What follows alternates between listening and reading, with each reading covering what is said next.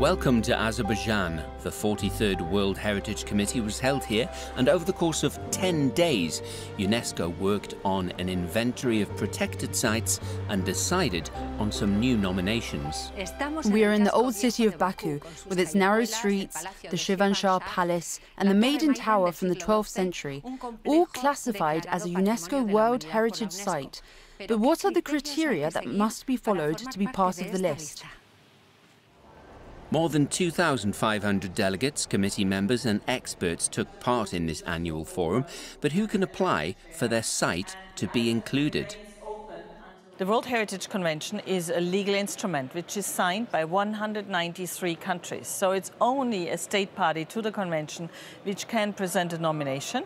But in some cases, local communities, NGOs and associations, they push for a site to be nominated. So civil society is also involved. The most important criterion is that a site needs to be of outstanding universal value. This year, 29 new sites from an original 37 were added to the list because of their cultural characteristics and unique quality. Among them is Babylon, now in modern-day Iraq, once one of the 7 wonders of the ancient world. Being included has its advantages: tourism, world renown, but also they carry obligations for the countries they're in. We have to follow all the recommendations of the international community to improve the situation, to make it more protective, and to ensure that the government, the state itself, the state party, whatever country it's representing, are doing their best to protect the heritage which they want to be inscribed. On the sites, it falls to site managers to make sure things get done. Pascal Tarovinga is in charge of Robben Island, a listed historical and natural site in South Africa. Today he's touring Gobustan on the Caspian Sea with its 6,000 engravings, some dating back to prehistoric times. One of Pascal's challenges is to protect Robben Island from climate change. Being an island, we also affected by the impact of climate change. Remember, we have got an ecological system that supports the island. Any gradual changes will affect the habitats. It will affect the wild animals that we have on the island.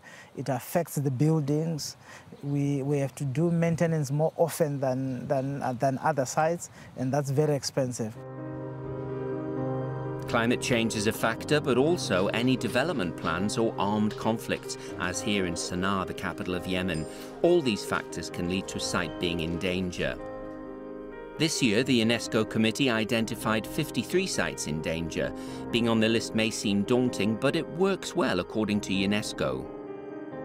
The danger list was included in the World Heritage Convention as a tool to help those countries to obtain more international funding, more awareness about the threats to the site. So it's actually help and support for the site instead of a misconception that this is a blacklist. We have a specific course called First Aid for Cultural Heritage in Times of Crisis. So this is actually to build up the capacity of site managers on how they should respond to these kind of threats when they happen. There are now more than 1,000 sites in UNESCO's World Heritage List.